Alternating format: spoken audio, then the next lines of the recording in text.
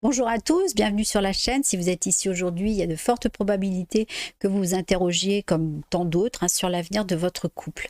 Donc décidez de partir ou de rester dans votre relation. Donc sachez que les statistiques révèlent qu'à l'heure actuelle, il y a à peu près la moitié des couples qui se séparent, marquant ainsi, on va dire, un changement par rapport à une époque où les divorces et les ruptures étaient moins fréquentes, mais en tout cas, le monde évolue. Alors, prendre la décision de mettre un terme à une relation, certes, c'est une tâche qui est ardue et en plus des incertitudes qu'on peut ressentir, il y a aussi la crainte des répercussions sur votre vie et puis éventuellement sur celle de vos enfants. Alors, comment savoir si c'est le bon moment et de tourner la page? Comment déterminer si c'est le bon moment pour dire adieu? C'est crucial en tout cas de faire face aux défis et puis de donner une chance à notre amour. Parce que chaque relation est un parcours semé d'embûches et puis de découvertes. Mais toutefois, il arrive un moment où il faut accepter que ce qui était autrefois une source de bonheur et d'épanouissement devienne une source de douleur et puis aussi de tristesse. Donc si votre relation ne vous apporte plus le bonheur qu'elle promettait, il est peut-être temps de songer à laisser partir. Et ça, même si c'est une décision qui est difficile à prendre, que ce soit la durée de votre histoire ou alors peut-être la peur de la solitude, ça ne doit pas être les seules raisons de rester ensemble. Mais avant tout, c'est très important, en tout cas ce que je vais vous dire, c'est de vous poser les bonnes questions. Alors, est-ce que vous devez partir ou rester en un premier temps? Moi, j'ai pu remarquer en tout cas que la plupart du temps, ce remue-ménage dans votre tête, cette décision arrive quand il s'est passé quelque chose et ça vous amène à vous poser cette question cruciale de rester ou de partir. Vous vous retrouvez sûrement aujourd'hui, en tout cas face à une décision qui est difficile, et ça je peux le concevoir et sans trop savoir quelle direction prendre. Donc quand vous vous trouvez dans une période difficile avec votre partenaire et que vous ressentez, on va dire, des émotions qui sont très intenses, c'est important de ne pas prendre des décisions impulsives concernant l'avenir de votre relation. Pourquoi je dis ça? Parce que dans ces moments de crise, nos sentiments en général vont nous submerger, ils vont nous entraîner dans une spirale émotionnelle où c'est difficile de distinguer en tout cas le vrai du faux. Donc choisissez de réfléchir à tout ça à un moment où peut-être vous êtes seul ou à peu près détendu, on va dire, et dans de bonnes conditions. Alors je sais que c'est pas toujours facile, surtout s'il y a des enfants, mais c'est très important de reconnaître que nos émotions peuvent parfois nous égarer et nous pousser à envisager des options qu'on pourrait peut-être regretter par la suite. Donc, plutôt que de céder à ces impulsions, il serait sage de prendre du recul et puis aussi de respirer profondément et de réfléchir calmement à la situation. Donc, en prenant justement le temps de réfléchir et de peser le pour et le contre, et dans ces conditions, vous serez plus susceptible de prendre des décisions éclairées et réfléchies plutôt que des décisions basées sur les émotions du moment. Alors je tiens à souligner un aspect important qui je pense mérite d'être mis en avant davantage, c'est que chaque cas est singulier et ne ressemble à aucun autre. Donc c'est important de réfléchir attentivement aux origines de ces conflits qui persistent au sein de votre relation. D'accord? Donc pour avancer, est-ce que vous rencontrez des difficultés personnelles qui pourraient peut-être impacter votre relation ou peut-être susciter davantage d'irritation que d'habitude? Est-ce qu'il y a des ennuis professionnels, que ce soit d'un côté comme de l'autre, qui seraient susceptibles d'avoir des répercussions sur votre couple? Alors ça peut aussi être l'âge de vos enfants. S'il y a, en tout cas, on peut considérer en tout cas qu'il faut comprendre que les premières années avec un enfant, ça peut épuiser physiquement pour un couple. Et élever un enfant, ça peut causer des tensions supplémentaires et combiné à la fatigue, ça trouble la relation du couple. C'est possible aussi que votre partenaire n'a pas évolué de la même manière que vous. Alors, est-ce que vos valeurs sont aussi alignées? Ça peut être une question à se poser. Est-ce que vous envisagez un avenir ensemble? Il faut vraiment que vous vous fassiez de votre mieux pour en tout cas mettre de côté aussi les influences extérieures qui pourraient affecter votre relation pour justement permettre à cette relation de progresser.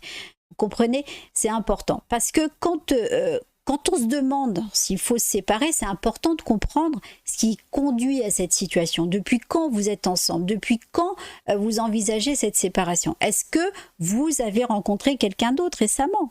C'est une question à se poser. Est-ce que cette rencontre vous trouble? Donc, vous voyez, c'est crucial de se poser sérieusement des questions parce que on entend souvent cette préoccupation. Je veux partir, mais j'ai peur de le regretter. Parce que si vous êtes encore indécis quant à la séparation ou au divorce et que vous vous demandez toujours comment prendre une décision, eh bien, c'est probable que vous avez encore le pouvoir d'essayer de sauver votre relation.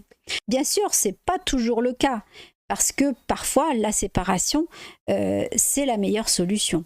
Mais je reviendrai sur ce point plus tard. Mais bien entendu, ça peut susciter des appréhensions, parce que l'incertitude représente un saut dans l'inconnu et c'est impossible de tout anticiper.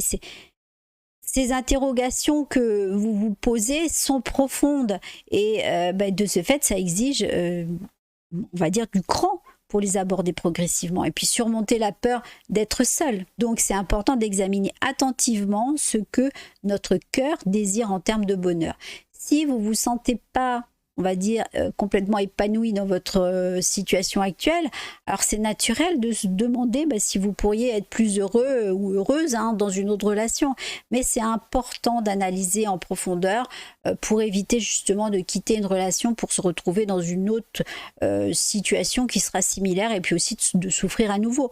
Mais c'est essentiel de le faire de manière réfléchie parce que malheureusement, de nos jours, les décisions sont souvent prises trop rapidement. On ne prend pas le temps de se retrouver seul entre deux relations, ce qui peut conduire à répéter les mêmes schémas, mais aussi de la souffrance. La séparation, ça doit être abordé avec précaution parce qu'elle n'est pas simplement le début d'une nouvelle histoire d'amour, mais une occasion de se reconstruire d'abord. D'accord?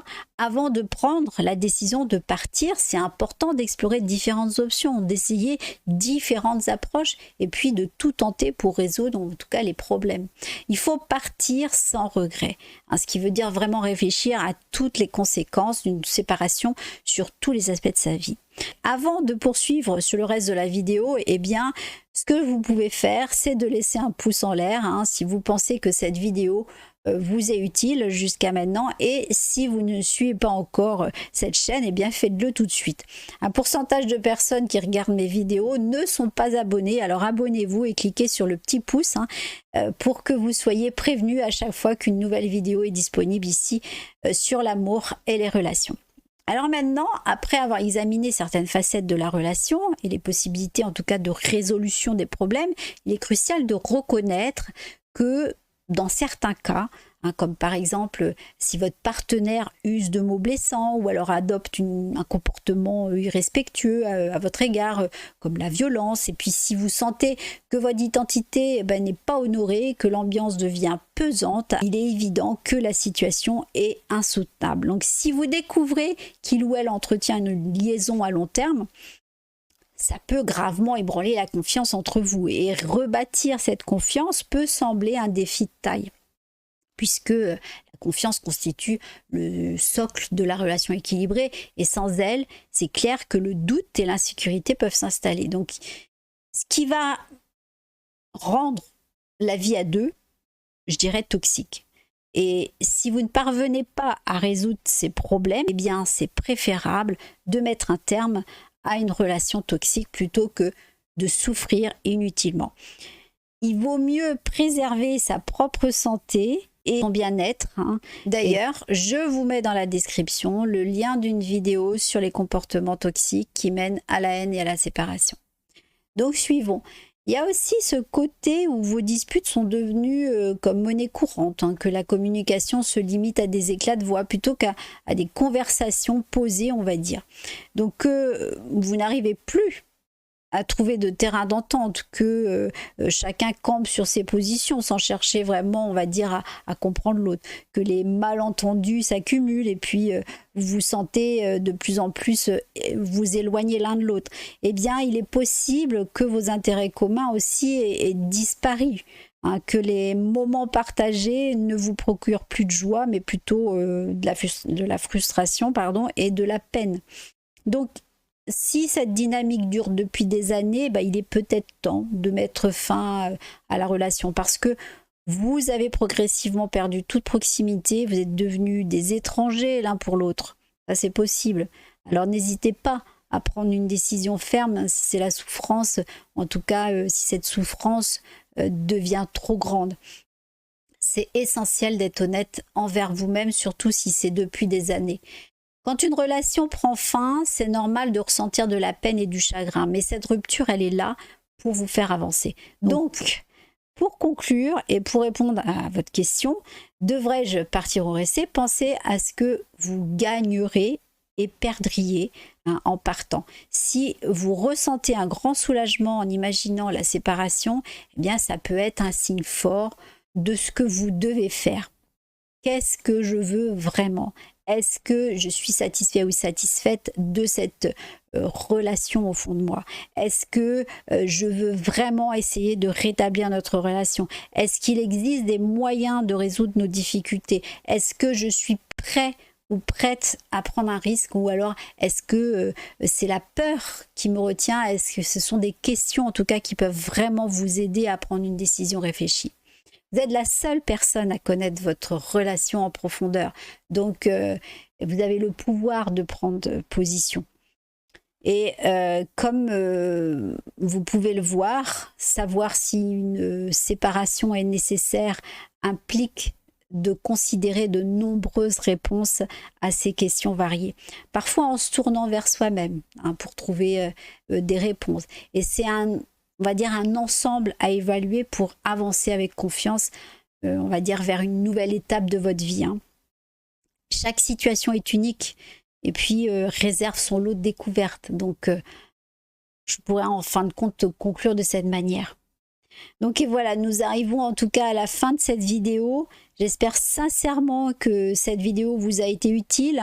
Je vous invite à la partager amplement et puis laisser un commentaire. Merci en tout cas d'avoir pris le temps de regarder. Et puis prenez soin de vous et puis je vous dis à très bientôt pour de nouvelles aventures sur l'amour et les relations.